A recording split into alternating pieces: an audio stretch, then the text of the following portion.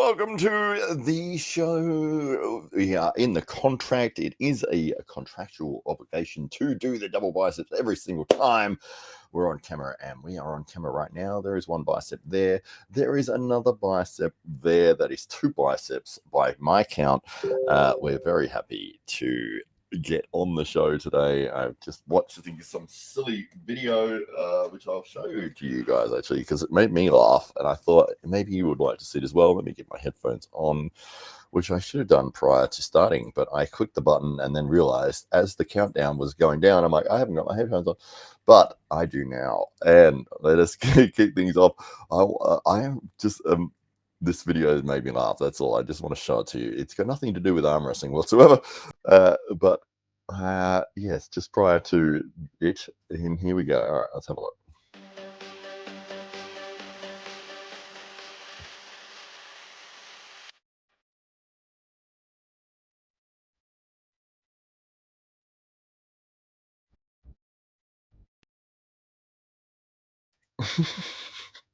That's all. It's just something silly. But I've seen another version of that where the guy opens his jacket and he's wearing like a heavyweight fighter belt or something like that. And yes, great fun to see. Let me get the chat up here. All right. We've got a couple of people in already. If you're in, say hello. And it is Saturday night here in Adelaide, and it's probably Saturday morning wherever you are if you're from the United States. But if you're not from either of those two places, it will be another time, probably in between those two.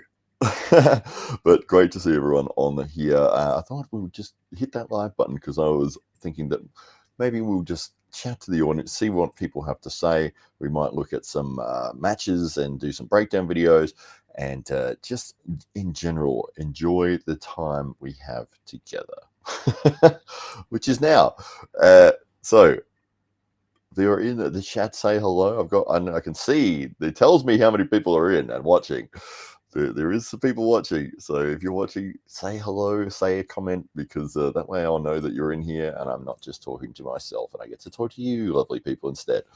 But that is all good. We will have a look at there is one of my favorite matches that I wanted to do a breakdown on, and there is a little bit of controversy around this, whether or not it was a legitimate match, but I have not heard officially that it wasn't. And so I'm going to say that it was. And that is, let me look right in here, Neil Pickup. It's Neil Pickup versus Michael Todd. And if you haven't seen this match, it is one hell of a match to see. And let me bring it up here for everybody. It's from the Arm Wars event.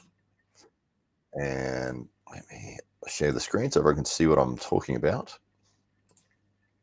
There we go. Neil Pickup, most successful British arm wrestler of all time. Sound off there. And of course, he's going up against Michael Todd, who doesn't need any introduction, but he is an absolute legend of the arm wrestling world. This was before he started doing the King's move, as sort of predominantly as his main weapon. So back then he had a lightning fast, which he still does. He's a lightning fast press, which he does throw in every now and then, but he does like to get himself into some very sticky positions, difficult positions to defend. So we thought we'd run through this, and this is a classic match here. And again, I know that I've heard that there was some controversy around this match. To me, I don't know, and I'm taking it as a legitimate match, and both guys, you can see, are giving it absolutely everything in this. So the interesting setting that they've chosen here, they're on a beach somewhere, which is sort of serving as a nice little backdrop. See Michael Todd without the beard, without the long hair, looks like a completely different person.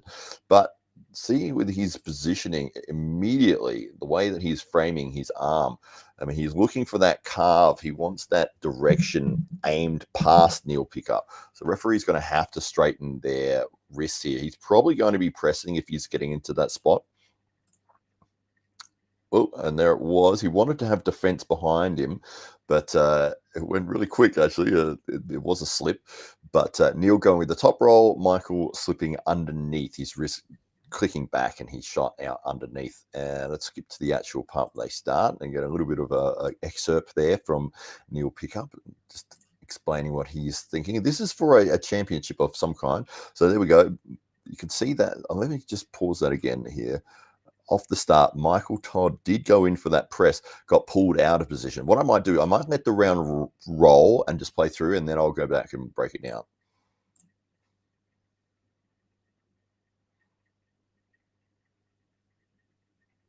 All right, about to get the start. There we go.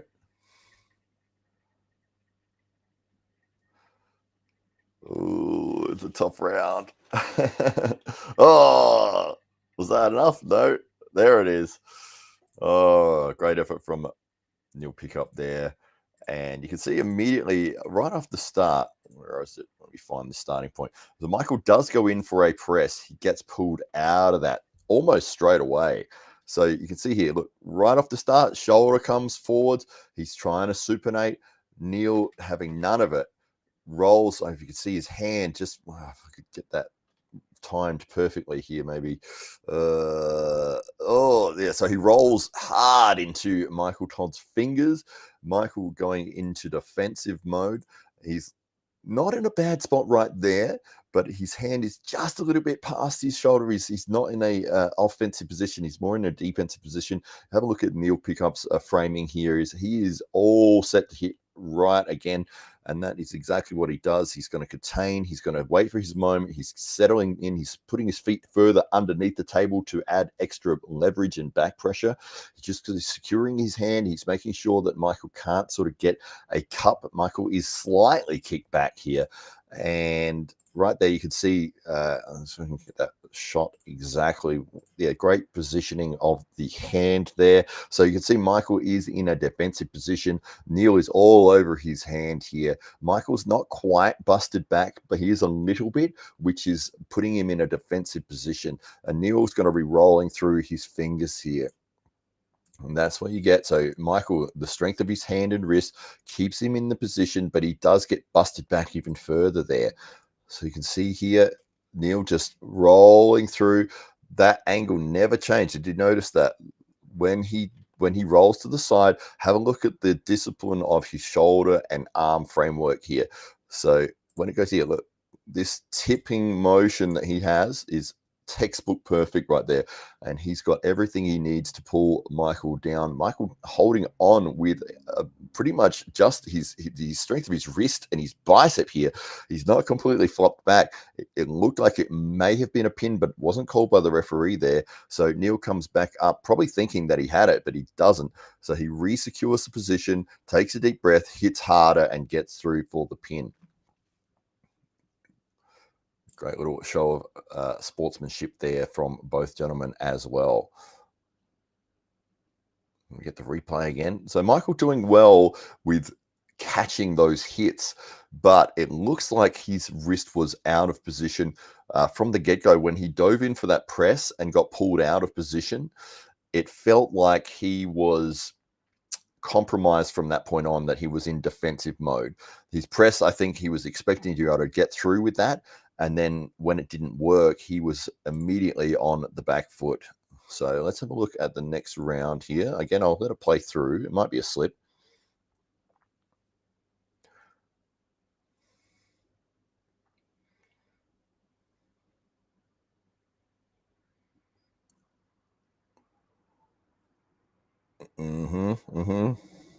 Wow. What a hold. Oh, it's been a while since I've seen this, so I'm very excited to see it. Wow, ends up in a slip, but what a round. A lot of things happened during that. And again, Michael sort of getting that first movement off of the go. It looks like he's timing the starts really well. But if you have a look at just when he gets that start, he goes in. It's almost like a drag here with supination. I think he was trying to maybe get into a hook position. He couldn't quite get this position of his wrist fully supinated. So he abandons that. And immediately, this is a great maneuver that he does here. He drops back, puts his elbow up very vertical, and tries to regrip on top of Neil's fingers. Look at that. Very, very clever, because if you're expecting the pressure to be coming in and you're defending against supination, and then all of a sudden your opponent switches up and goes for the top of your fingers, that is hard to combat. And Neil Pickup doing a great job of preventing the climb, although Michael did get a little bit of purchase and get above his fingers there. So Michael's sort of jostling, getting himself into position. You can see he's framing his body. He's going for a top roll here. And right there, he can't get through Neil's wrist. Neil's wrist is like iron. Neil supinating into Michael there and trying to force a hook. The Michael pulling him back out with pronation for a half a second. Now they're in a hook, and Michael turns it all the way in and changes to a press here. And this is some good holding from Neil Pickup right here. Have a look at this. That's Michael Todd's full body weight and all of his strength coming down, and Neil Pickup able to contain that. Michael unable to get through. See how he dove back again. This is what happened at the very start of the round. He couldn't get through with the press and the pronation, the supination. So he fell back into trying to climb up high, and at that point, that's when the hand slipped apart. But here, he's given it everything, and he's tried to climb up again. You can see Neil gets out of there, and they go to the strap. All right, we're going to get the strap applied. We're going to start here. I'll let it run through, and then I will commentate it afterwards. Oh, a bit of more of a defensive positioning from Neil Pickup there. Michael jumping in for the press again. Oh, Neil's elbow popping off the back there. Looked like it was not a deliberate thing at all. So he is on one foul. They're going to restart the round. There we go. Michael jumping in for that press again. Neil Pickup using his strength of his biceps here to be able to keep himself in the match. Michael giving it absolutely everything. Will he drop back and try to get that higher top roll position again? No, he's giving it everything here. He's losing his hand. Neil is getting on top of his hand here. Neil's going for his own press, and he's pulling through. Michael is in a compromised position. His wrist is what's given up here. He's holding on with the strength of his bicep, but he gets pinned. Oh, not too bad. I don't think I have to go back and review that, because I reckon live, just saying it live, it was good enough there. But you can see the press from Michael Todd. I would say it has gone up levels since this match. This is quite a long time ago, but you can see the press is there. It's right here where Neil takes Michael's wrist. He gets on top of Michael and he starts applying his own press. And you can see Michael trying to get out of that position, but his hand is getting stuck, left behind. So he eventually gets pinned there. All right, let's roll on to the next round. So it's 2-0 at this point for Neil Pickup. Just getting a nice little rub down there. All right, here we go. This is the third round. They might get a slip. And again, look at the angle that Michael is creating here. That far past Neil's body, he is pointing his arm. It should ideally be pointing at Neil Pickup's chest, which is, the referee will sort them out there. But you can tell Michael wants that press position. Look at that. I'll just stare off into the distance and hope the referee doesn't notice that I'm completely carved. Referee, look, the referee pushing their hands, and there it is. Oh, what a press win from Michael Todd. That was lightning fast timing. Well done to Michael there. Look at this. He goes from staring out to the horizon. He's obviously just waiting for that go sound from the referee. And he's still very calm. I'm not sure how much they turned the wrists here, but it was enough that Michael was able to time this start. And have a look at this. Bang! Well, it looked like Neil almost went backwards into a top roll, like an open arm top roll defense. So he might have contributed to his own pin there. But 2-1 at this point. You can see the nice little flags there for the scorecard. And Michael breathing heavy. It's 3 rounds into this super match. And I believe it was for some sort of championship belt back in the day. I haven't watched this for quite a while, but let's have a look at it here. So this is round 4. Mr. Peanut is in. Hello, Mr. Peanut from the Peanut Gallery. Good to see you. All right, round 4. So, just about to say a high hand position for Neil Pickup. Did you see the hand? The knuckles were very, very high there. So right on the side angle, you can see, look at that. The knuckles pointed to the sky. The riser is fully engaged. Look at that grimace from Neil there. He is fired up. He just wants the referee to say go. Michael is not as calmed as he was in the previous round. He may have been going for a different technique here. I'm not quite sure what he was doing because I can't fully see his wrist, but he doesn't look like he was in as good of a position as he was when he got that press. But Neil Pickup with a lightning fast flash pin. Have a look at this. So he gets the high knuckles are the key here. This index finger is way above Michael Todd's fingers. That is all you need in arm wrestling, is just that little bit of leverage and you can roll through somebody. And that's exactly what happened. You see the speed of that there. Wow, what a pin for Neil Pickup. He moves up to 3-1. Look at that, the roll. Classic top roll position, rolling straight into Michael Todd's fingers. And now he is up 3-1 against the American Michael Todd. And I believe at some point during this match, because I haven't got the sound on, I can't quite hear anything, but there was an injury that took place to Michael's elbow, but I think it takes place a bit later in the match here. Anyway, so let's get to the next round. So this is round 5. So Michael's in a better spot for his press. He's staring out into the distance again. I don't know what's out there. Maybe it's a big green light. But he is doing that same trick. Look at the angle he's creating here. He is tucked so tight behind his shoulder and his hand. There's no secrets as to what he's going to be trying to do here. Neil Pickup. Yeah, look at that. The referee trying to push his shoulder back, just make sure that it is square. It's still not quite square at all, but I think he's going to get the start. Neil not happy about something. There we go. He's jumped in on it. He's got the press and he gets through with it.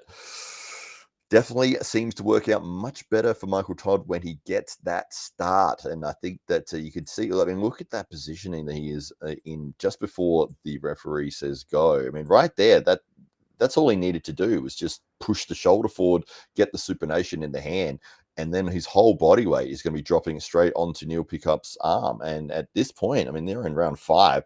Neil Pickup, unless he is superhuman, to be able to hold Michael Todd's hand at that point is going to be incredibly difficult. And with speed and momentum and timing as well, look at how fast this goes down. So he gets a little bit of purchase, but Michael able to roll through and get the pin there. So I think, what is it, a 3-2 at this point in time? Yeah, 3-2. There we go. Thank you very much, scorecard, for giving me the score as I was requesting it. Michael saying something to the camera there. Whatever it is, it's something that we're going to move on from. I don't know what he says.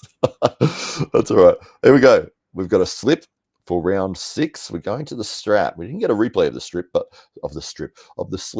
but yeah. So this is the part where I believe that Michael had some sort of injury, and Neil is concerned for Michael's well-being here. He is saying to the referee, like I heard something in his arm crunch or break or something, and he's saying, Michael, are you sure you want to continue? Michael doesn't answer him, but I believe from memory here. Let me put the sound on just for a second for you guys. See if we can pick it up here. We'll pick up what Neil Pickup is saying. And they slip and they go into the strap. Something cracked in his arm there. I'm good. Something cracked in his arm. Whoa, it looks like there's a bit of injury in Michael's arm. You okay, man? I felt like crack. I'm good. Sure. Something cracked in his arm. Listen, go. Neil is really concerned about Michael by the sound of it. There's been some damage to Michael's left arm. Michael, you okay? Let's go. Come on. Wow, that could cost Michael the title if he's just being heroic for the sake of being heroic. He has to. Okay, the strap's open. He has to read now. Oh, that's the heart of a line right there of Michael Todd. David Jansen says hi. Hello to you, David. Great to see you. Hope everything is well up in Canada. Maybe early morning over there for you guys, but we're just running through one of my favorite matches here.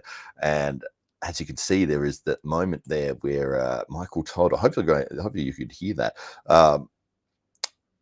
having something crack in his arm. Neil Pickup having felt it on the previous slip, saying, Michael, are you sure you want to continue? Michael, with the champion mindset, saying, I'm not losing this title. I think he was the title holder at that moment, and he was not going to give up regardless. And so there's some issue in some part of Michael Todd's arm, and I think it was the elbow, but you can see the concern there from Neil. He doesn't want to injure anybody. That's one of the great things about the sport of arm wrestling. The last thing you want is for anybody to get injured. And he said, I think, was it 5 or 6 times, Michael, are you sure you're okay? We don't have to keep going. But Michael is very much a champion in every way. And he says, no, I will not lose this title on an injury. Let's continue. I'm good. And so they get the strap applied here. Neil not happy to keep going. It is a concern. It's difficult, like if you know your opponent has an injury and it's like, wow, what do I do here? Do I go as hard as I want and potentially hurt them more, or do I try to keep it a bit easier, but then they might win? I mean, it's a very difficult position to put somebody in. At the end of the day, I mean, if your opponent says they're good to go, then yeah, look at that, the elbow, something wrong with the elbow there. Let's have a listen. I do like the dialogue here from Neil and Michael. Want the title at the expense of Michael Todd's career, but 3-2. let's see where this one goes. I'm getting it. You're not getting it. Okay, shoulders to start with. Shoulders. Something cracked Wow, again in this his arm. is going to be one hell of a I can feel his round. arm cracking. It's not cracking. I'm good. You know that. Both men geared up unbelievably. What would you do in that position? It's such a difficult spot to be in if you're Neil Pickup. I mean, even in the setup, you're feeling your opponent's arm cracking. What do you do? Do you say, like he says to the referee, his arm's cracking? Like, but if it's up to the competitor, I guess at that point. I mean, if the referee says, well, he wants to continue and he seems that he wants to, then away we go. Israel, hopefully we'll get a show going with Israel next week. It'll be fantastic. Israel Chabi is a fantastic arm wrestler from California, and to get some nice messages from him during the week, that we will definitely be doing more shows together. This was a bit of an impromptu moment for me. Saturday night, I just finished editing something and I thought, I'll go live. I'll just see what people are up to. And I thought that while I was here, I would have a look and break down one of my favorite matches that has happened.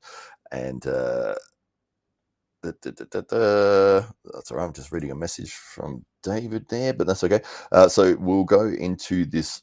So at this point in the match, Neil is up 3-2. It is a championship match. If Neil wins this round, they're already in the straps. If Neil wins this round, he wins the title. If Michael wins the round, then it is a draw. It's 3-3, and he will retain the title. But he is facing an injury, a very difficult position to be put in. Michael with the heart of a champion, and he says, you're not getting in this last win. And let's see how it plays out. So it looks like Neil is kind of between techniques here. Before, when he hit that top roll, he was a much higher with his hand positioning. I don't really know exactly what he's going for here. He could be going for either the hook or the top roll, but he's not really committed to either one. It's sort of in between both. Michael is probably going to be trying to hit that press again. Maybe Neil is feeling that he wants to play defensive and catch this press of Michael's. All right, you can see there, Neil firing himself up. Michael's very, very switched on. He's waiting for that go. He's not quite as tight as he is when he seems to be on this side of the table. Getting the wrist straight.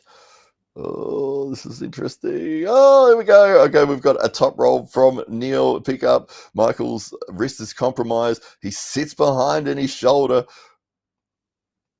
Can't have the shoulder blocking the hand. Oh, he's leant back into some strange position there. And now he's brought the shoulder in again. Neil yelling about something. He's not happy about something. Maybe he's feeling cracks and all this craziness coming from Michael. Michael trying to hold on and trying to get this press.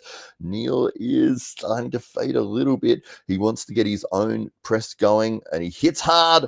He gets the top positioning with his hand. He has Michael Todd's wrist compromised. He's got everything he needs here. Michael's in a bad spot. He's going to have to hold hard to be able to get out of this spot. And he's doing exactly that. Neil unable to finish. Michael again coming through with that shoulder. He's trying with everything he's got to get through this, and he's getting close. Neil giving it absolutely everything. Michael dragging through. He gets the pin. Wow, there you go. What an absolutely incredible match. Both men completely wrecked. Michael gave it absolutely everything. Neil gave it everything. Wow. So it was a 3-all result, which means that Michael Todd does retain his title in this. But what an incredible match. Look at this. Oh, so Neil getting the hand positioning here. It was basically he had Michael's wrist fully flopped back at one point. Michael using his body and his shoulder alignment to keep himself in the match.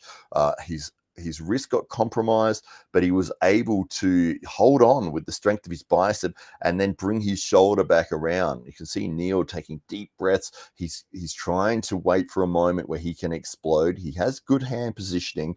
He wants to get it better. And right now he starts to cup very hard.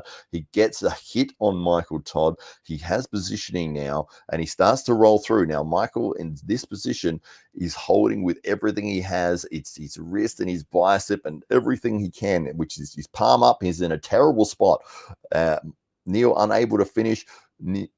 Michael coming through with his shoulder. He's lost alignment there, but it's enough. Neil is sort of gassing at this point, but Michael drops through for the pin. And what an absolutely incredible match. 3-all.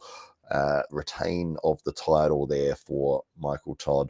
And as you can see here, a very nice positioning. Neil did everything right here. He was just, Michael was able to hold on with just ferocious tenacity. So right here, you can see that Neil gets the cup position he wants. He takes a deep breath. He holds on hard. He's going to hit hard. And it's coming in any second now. He's going to hit that top roll. He's going to get major dominant position over Michael's hand right there. Look at that. Look how palm up Michael's hand is right there. And look at this. Neil giving it everything here. He's inches away from victory. Michael's hand is compromised. He's in the strap. He can't slip out. He has no other alternatives here except for holding on. And that is exactly what he did. He just held with everything he had.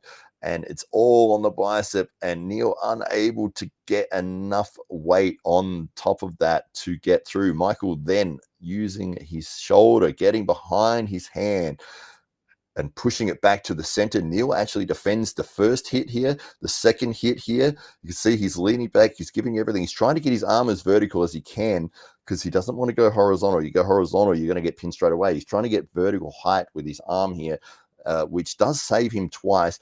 Right here, though, Michael Todd's final effort is going to push through and break through Neil's resolve. And there we go. What a match. Great effort from both guys there. Absolutely incredible. Yes. Loved watching that. I hope you guys enjoyed that as well. And what an incredible match between two absolute legends of arm wrestling. If you haven't seen that match before and you want to hear it with the sound, it's on YouTube. And Arm Wars is the promotion that Neil heads up, and that was part of that. It was an interesting background with having the match set on the beach, although it didn't seem that the people that were there were that. Like there wasn't a vested crowd, or if there was, the camera didn't really pick it up. But it was definitely something interesting and something different. would have been good for the people that were there watching because they had them up on an elevated platform. But it did look like a hot day, and yeah, well, I mean, maybe everyone jumped straight into the ocean afterwards, which would have been a lot of fun. And yeah, we've seen some interesting locations for matches that have taken place. You guys remember the one that was in Las Vegas, and they were on top of a building, and I think they had rented a penthouse, and they were looking out over the skyline of Las Vegas, and there was a lot of the top guys that were involved in that. At that point, you had Hollywood Don Underwood and Devin Larratt, and they were having these incredible battles with this amazing backdrop of Las Vegas, which looked very, very interesting. It's very cool when a promotion can capture like a feel to their events, and it's like if you see a certain background or a certain color, and you know that is synonymous with this promotion. So yeah, we have a lot of fun doing that. Let me look up. There is a match that took place here in the SA Titans Arm Wrestling Club, which was actually part of the Diamondback Fighting Championship inside the octagon, inside the cage. Let me bring that up for you here. I just got to remember what I need to put in to look it up. All right. Here we go. It is on my channel of all places. All right. And yeah, I think at this point, this is before we had formed the AWE, and we weren't exactly sure what we were going to call it. And I think Dave Stockbridge, who does the introduction, introduces it as, we had a temporary name. I can't remember what it was, but it wasn't AWE, that's for sure. Let's have a look at it. It helps if I share the screen so you can see what I'm looking at. All right. Will be presented to you by the SA Titans Arm Wrestling Club, who are making their way to the cage right now for the first ever arm wrestling match here at the TFC. So this... Welcome to the cage, Tim the Viking Graham. This took place as part of the Diamondback Fighting Championship. Nobody there was there to see arm wrestling. They were watching MMA. This was at the intermission, so they'd seen about 5 fights. There was 5 fights to go. There was 20 minutes break time, which we were lucky enough to work with promoters to be able to weasel our way in and put on an arm wrestling match. We put 2 matches on actually, and they were both really, really great matches. But we loved the fact that they were in the octagon, that there was a point of difference with the viewer. It was synonymous with the branding that we wanted to do here. So at this point in time, Tim Graham, the Viking, who has just been introduced, you would have seen him refereeing the majority of our AWE events. He is a seasoned veteran in the arm wrestling world, having been in the sport for coming up on 10 years now. He started the actual club here in Adelaide as well. And he is going to be taking on a gentleman called Leon Babs, who I don't know why his nickname is Leroy, but it is, who has floated in and out of the sport a little bit since this match, but he was a very, very aggressive style puller, and Tim being very technical. So we had aggression versus technique. Leon Leroy Babs. Alrighty, ladies and gentlemen, Hollywood Matt Connelly here to call this one for you. Here we go, starting. Well, I forgot that I did commentary over the top. I'll have to mute it because otherwise you'll hear me twice. Wow, look at me. That's me. I'm refereeing before I had a beard. Oh, there we go. All right, so we've got to get these guys lined up, and there we go. Straight to a slip. Have a look at me there. I'm wearing the same shirt. I didn't plan this, believe me. I'm wearing that shirt. Look. That's great. All right, here we go. Tim yelling in Leon's face, and what a pin to start things off. I should have talked about this before we got this going, but my edits are always filled with just the match, so I don't put a lot with setup. I will eliminate that. I just delete it when I'm editing it. So we had the slip right here. We're in the strap. It's round 1. And look at this, straight sideways. There's almost side pressure hit from Tim Graham. Leon holding, he catches the hit, but Tim yelling in his face drags him back with a deep cup. He knows he's got the win here, and he's just going to roll straight through for the pin and yell and scream in Leon's face. Let's have a listen with the sound, because it is a lot of fun. Tim does get very animated when he wrestles. Have a look at that. Oh, and a big pin from the Viking.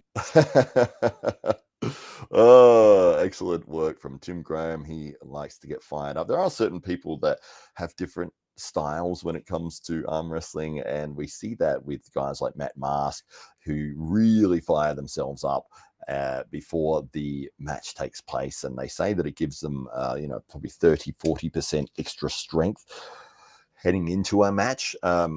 Tim does a similar thing, and he gets very, very animated, fired up, and if he wins, you're going to get yelled at, which is all in good fun, because he is a lovely guy, and it is just the competitive nature of how he arm wrestles.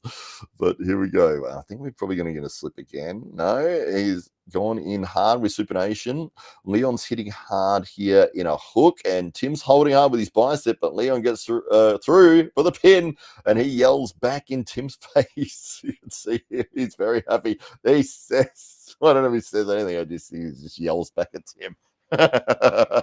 So you're going to yell at me, I'll yell at you.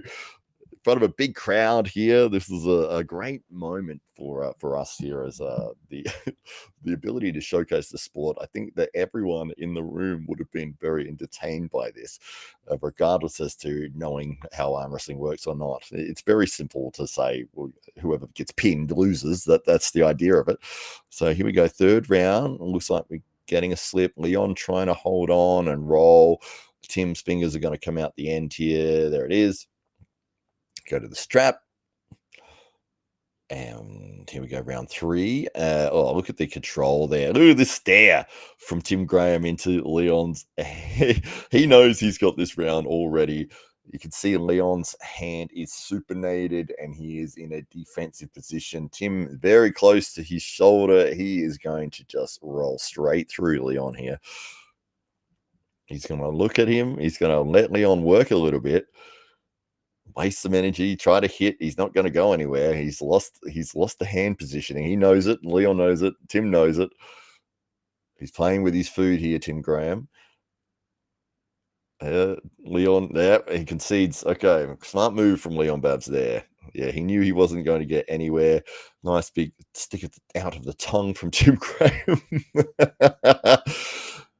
Yeah, Leon wisely laying that down. Oh, and he got a finger wave from Tim as well. Yes, but you can see here he's trying to just go with side pressure.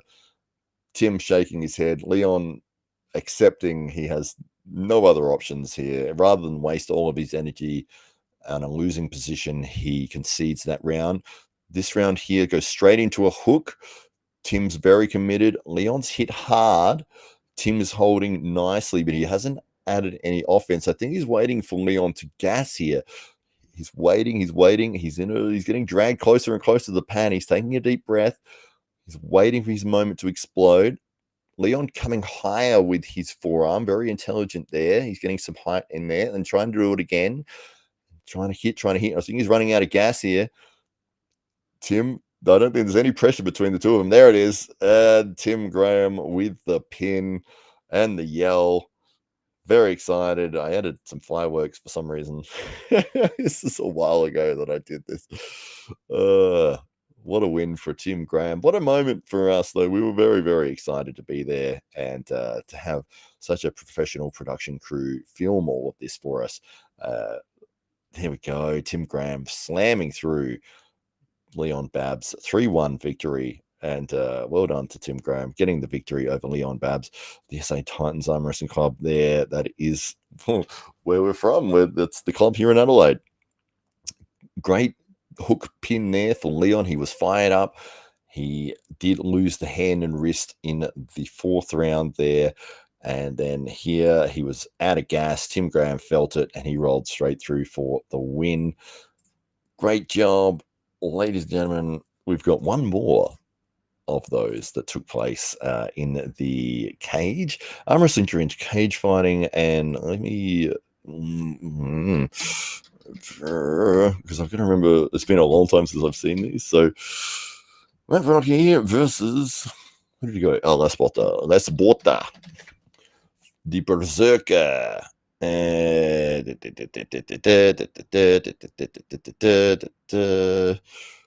this the here it is, here it is, here it is. All right. Settle down, everybody. Here we go. The rematch. It's finally here. I think I did this on Adobe Premiere Pro. It took me freaking ages because I had to learn how to use it. I did a nice little intro here with some cool graphics and that sort of thing. Now, was this the one in the cage? I'm hoping this is the right match. Yes, it is. Okay, great. So the Berserker versus Sledge, the Berserker being Lasse Bota on the left of screen here, and he is known as, well, Berserker is the perfect name for him. He does every which way and anything in a crazy motion on the table. Screaming, yelling, jumping up on the table. Half his ass will be on the table at one point. Matt Connelly Sledge, he does come down on you like a sledgehammer. He is an incredibly strong young man, and this was a great match. This was the second match that we were able to put together as part of the Diamondback Fighting Championship here. Dave Stockbridge doing the intro. Let's have a look. Berserker Bota! And his opponent this evening is ranked number 3. His name, ladies and gentlemen, and welcome him to the cage, is Matt Sledge Connelly! Alrighty, ladies and gentlemen, Hollywood Matt Connelly here. Again, I did the commentary. All right, so we've got the amazing match that's going to take place here between Lasse Bota on the right, and the Berserker, and this is Matt Sledge Connelly on the left here. So Lasse has the ability, he is a very seasoned arm wrestler from South Africa, and he can do any of the techniques very effectively. He does like to really throw himself aggressively into everything that he does. Matt, more of an inside puller. He doesn't usually go outside at all unless he has to. So let's have a look what happens here. We've got a slip. All right, let's have a look at the next one. Saying something about shoulders, or you can see the positioning here. This is something I always sort of talk about. If you're seeing your opponent doing this, you know they're going to be going inside here. He wants that press. He wants that supination. He's ready to block all of that with his shoulder. So if you're seeing your opponent standing in this position, you know you've got to use a lot of back pressure to get that hand out of alignment with that shoulder. Right there, and that is exactly what Lasse Bota does. Actually, let me just play it through.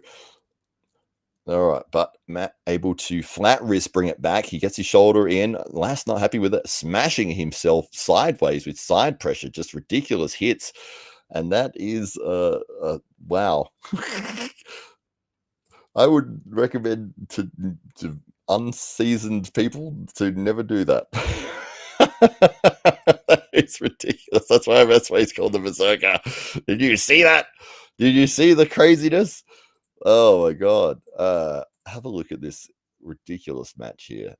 So right there, he goes to roll through. Matt able to contain the cup that Lasse needed to be able to roll through. He has a little bit of cup here, but Matt is very close to his hand and he's defending really well. So Lasse comes back to the middle. He tries to get more of a cup, but then Matt starts rolling through towards the pin. Lasse goes to defense.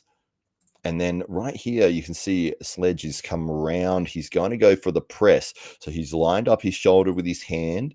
And Lasse Bota recognizing that straight away. He sees that shoulder come around. He knows, oh, this is not good. He's going to go straight through me with the press. I need to do something very quickly and very aggressively, and that is exactly what he does. He slams with side pressure, just smash, smash, smash. Sledge's arm out of position. Look at this sideways hits. Bang, bang, bang. Matt is trying to figure out where the resistance point is, and it's all over the place. And a great win for Lasse Bota there. This is the replay of it again. But those hits were just ferocious from Lasse Bota. Look at that. Bang, bang. Look at that sideways side pressure just smashing through the defense of Matt Benocchi. He's trying to find that moment of resistance. And that is one of those things that Lass tends to do quite well. We call it the washing machine because he ends up sort of swinging like this really fast and you're trying to resist, but you're getting swung around all over the place. And so you're trying to find when can I put resistance against you? He's swinging, and that's when all of a sudden he'll go through for the pin, and your arm is swinging everywhere, and then it gets swung straight to the pad. It's very, very annoying and difficult to combat. All right. So again, you can see Matt, that shoulder very tight in. He wants that press position again. Both guys breathing out their mouth after the first round. They've had a very tough battle, that first one. And it's gone inside. And what a great pin from Sledge Benocchi there. You can see that he does come down on you like a sledgehammer. He got the supination that he needed, and he just smashed through with his hook. So look at this, bang, right there. And bang, he's just going to drive through La Sporta. So it's 1-1 heading into the third round here. Matt would love to get another quick victory like that. You can see here where he's, oh, there we go. But we've got the opposite happen. We've got Sledge getting pulled out of position. And you can see it looked like there was a slight mistake here from Matt Benocchi. So the previous rounds, you saw how his shoulder was really in tight here. This round, you can see it's a little bit further back. I think he was almost considering doing a top roll, and that hesitation is probably what caused this result for Lass there, as opposed to him just being able to dominate Matt.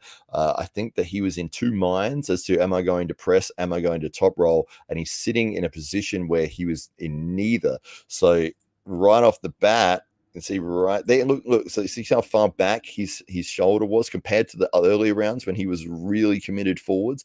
So we're just getting a start, and right there, Lass able to drive through. I think Matt was still hesitating as to what technique he wanted to employ.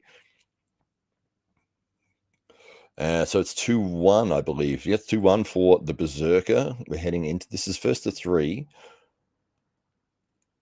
We are at the Diamondback Fighting Championship there. We get a slip. And we get a restart with the strap. All right, now let's have a look at the positioning of both men here. I think from the way that Lass is standing here, he's probably going to try to be top rolling. Matt is sort of a bit in between both again. If he wants to press, he needs that shoulder further forwards. It's a little bit more committed than he was the previous round, but he's still not fully engaged.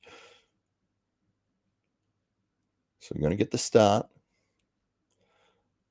All right, now. So you can see he's moved that shoulder further forwards. He is going to be trying to get supination here. Lass taking a deep breath here. Look how vertical his forearm is here. He wants to be rolling straight through Matt Benocchi's fingers.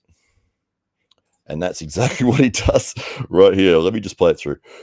So he gets good position. Matt able to drag back. He wants his shoulder behind. Lass putting his bum on the table. Lass able to contain the cut position. He's in a bad spot now. He's in defense. He hits hard. He's yelling at Matt Benocchi. Matt using everything he had. This is a great round here. Both guys giving it everything. They're in a hook position. Both stuck in the center. Lass yelling and swearing and carrying on and putting his bum on the table again against Matt Benocchi. Matt is gassing hard. You can see him taking those deep breaths. He's gone from offense to defense. Now he's gone for offense. He's trying to finish it here with a press. Lass able to contain it. He's able to roll out and get top position with his hand. And now he is in offense completely. He turns it back inside with supination. Bad move from La Sporta there. And it almost loses the round because of it. Starts smashing sideways. It doesn't work this time. It's going to continue. We're getting in the hook. He's dragging. He's trying to top roll with pronation here. This is a crazy round. And then, well, we go with an elbow foul. Wow. We got to restart this round. Wow, that was absolutely insane. You saw the ludicrous antics that were going on there from both guys.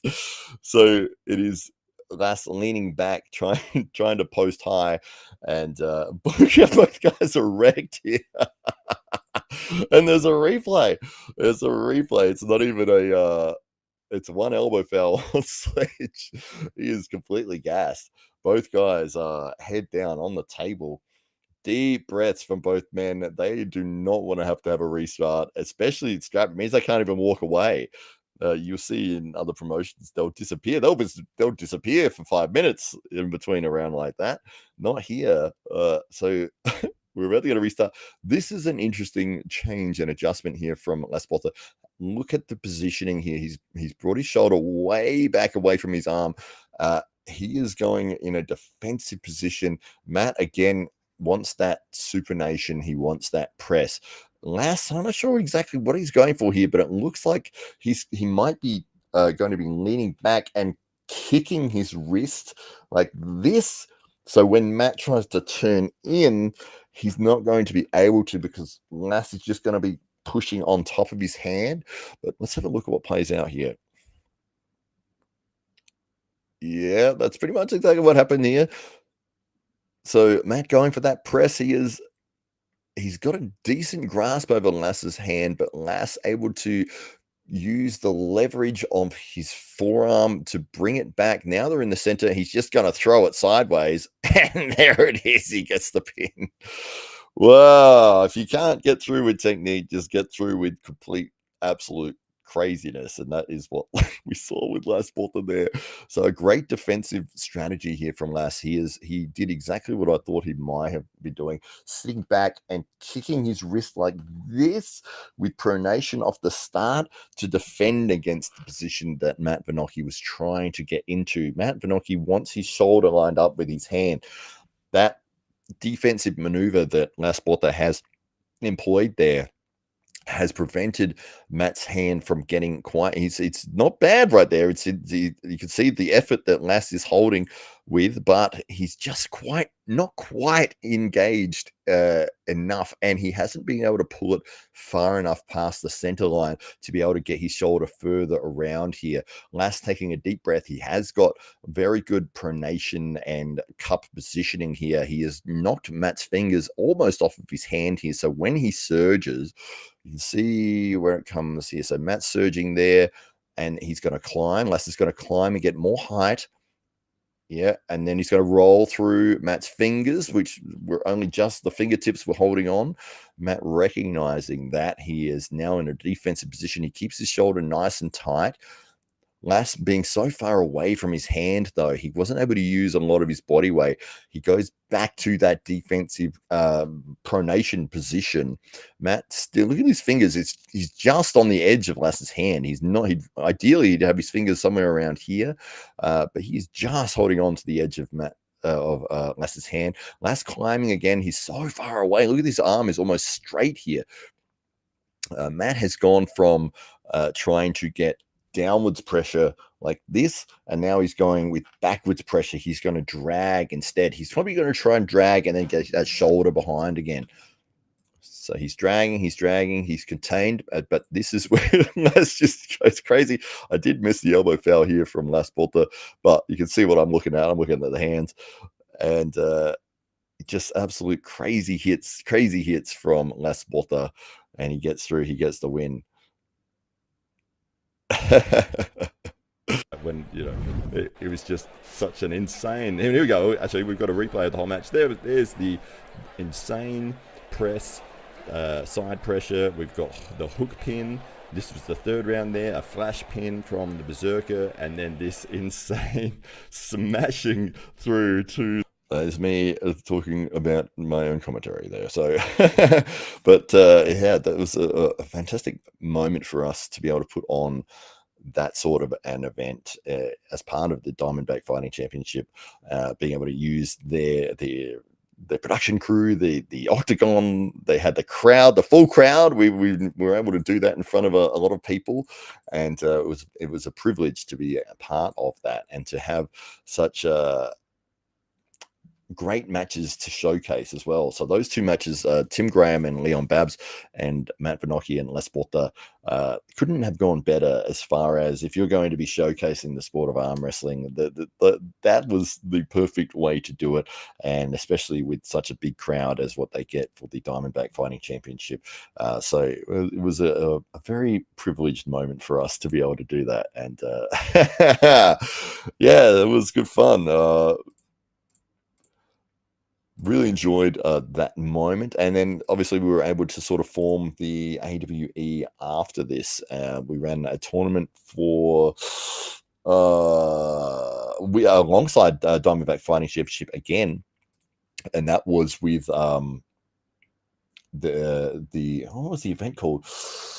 They had an event that they put together where they ran like 20 different combat sports at once, which was absolutely amazing. It was run throughout the entire day, and we were able to feature as part of that for arm wrestling. So I ran a tournament on that day. It was right at the end of COVID, and I think South Australia was one of the only states that didn't have ridiculous restrictions. And so everyone who hadn't been able to arm wrestle for a full year came down and attended the tournament. We had some incredible people turn up and compete. We called the tournament the Real Cup, based after Dave Stockbridge's company there, Real. And yeah, it wasn't long after this that we sort of started to put the AWE together, and it was more based around the fact that Ryan Bowen had a match upcoming with Chance Shaw. And I remember Dave was saying, wouldn't it be great if we were able to convince Chance and Ryan to have the match here in Adelaide, and we could do it at it's the Apex Sports Festival is what it was called, where all the combat sports. And so yeah, we came up with an idea, and we pitched it to Ryan, and he was interested, and we went from there. We started putting a card together, and it's like, look, if we're going to be doing all this, why don't we just start this as an official organization, as an official company? And so yeah, AWE was what we started, and away we went from there. So it was the first event was Chance Shaw, Ryan Bowen. Unfortunately, Chance Shaw injured his elbow about 2 weeks prior to the event, and then we were scrambling to try to find an alternative, and we had a couple of people that were maybes, and then we're trying to get them in on time, and then the visa issues, and then the very last minute we were able to get Matai Warangi Hetamoris from New Zealand, who came over, and he faced Ryan Bowen in the main event for the AWE Intercontinental title.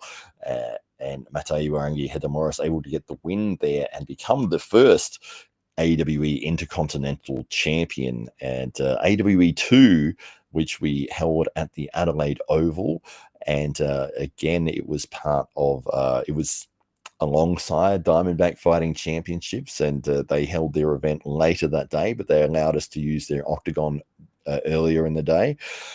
And we one of the best arm wrestling events I've seen, that I've been a part of, that I'm so incredibly proud of. AWE 2, we had Todd Hutchings versus Matai Warangi Hetamoris for the main event, and that was for the Intercontinental belt.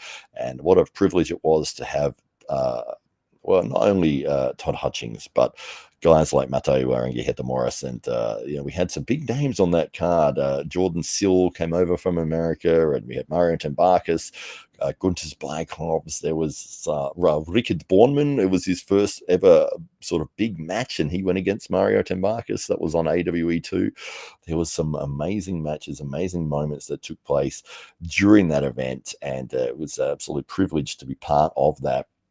I think that, in all honesty, some of the other organizations had seen the level that we were going to in terms of production after seeing that, and they either raised the game or they made some changes to adjust what they were doing to sort of level up as well. But yes, I'm very, very proud of AWE 2. We did pivot a little bit after that, and we went to the underground side of things, and we held some super matches in the shed of Marcus Atirai, with the idea being that it was like if you were sitting or standing in the room with us, and we wanted to have that feel like that this could be happening on your street down the road. And it's just like the top guys in your area are now having an arm wrestle against each other, and maybe you wandered in on that, and that's what we wanted to sort of capture, was that. But we had an incredible event up there, and we've run some big events since then. We've got a lot of things coming up for AWE this year as well. And we just put on the AWE Grand Prix 3, which you have, if you haven't seen that, that is on the AWE Arm Wrestling YouTube channel. You can check that out right now. It is an 8-man invitation only tournament between some of the top guys in the under 85 kilo division. Prior to that, so that's the third Grand Prix event that we held. The first and the second were heavyweights, and Rickard Bornman was able to dominate the field in both of those events, taking out some of the biggest names in this southern hemisphere. And yes, what it was almost like Rickard coming out moment. It was like he was able to dominate some of the guys that have been at the absolute pinnacle of Australian arm wrestling, and he did it not just once, but he did it twice, going through undefeated both times, getting a shot against the legend Don Hollywood Underwood over in New Jersey after that, and he was able to go over there and get a victory over Don actually conceding in the second round, just saying, look, man, you're just too strong for me, I can't do anything, which is one of the biggest compliments you could get from the man who was at one point considered the absolute best arm wrestler in the world, in Don Underwood. So yes, Rickard Bornman doing incredible things, and we saw him have an amazing match on left arm against the Australian legend Brett Coots just recently. That was part of the AWE Grand Prix 3 as well. It was after the tournament took place, and we saw Jacob Tuxworth take that out in fantastic form, using a combination of technique and tactics, and he was the silent assassin. He went through and quietly captured that belt and the prize money, and congratulations to him. He did a tremendous job taking out some of the big names in the division, and we did follow that up with the Brett versus Rickard match, but it was a left-handed match, and this was the opportunity for Rickard to showcase his left arm, which I believe he doesn't train it very often, and he hadn't had much time in terms of preparation leading into this. But Brett Coots is an absolute savage on his left arm, and it was a complete war. And that match is on the AWE channel as well. You can check that out. It is an absolute battle between two huge men, and we've got a very big match upcoming between Brett Coots and Mataiuarengi Hetamoris as well. It's going to be on the 22nd of June, and it will be taking place at the Diamondback Fighting Championships again. So that is one of the things that we're very excited about, because as we just went through with the matches that take place in the Octagon, they have a certain look, a certain feel, a certain excitement about it, because you know that that is the home of mixed martial arts, and there are many people who would say that arm wrestling is very similar to a martial art or to a combat sport, and to be able to showcase that in the Octagon was absolute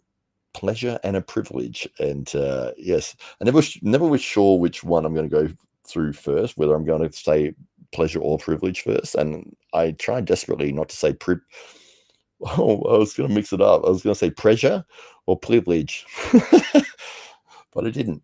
I did then, but I deliberately did it. Or did I?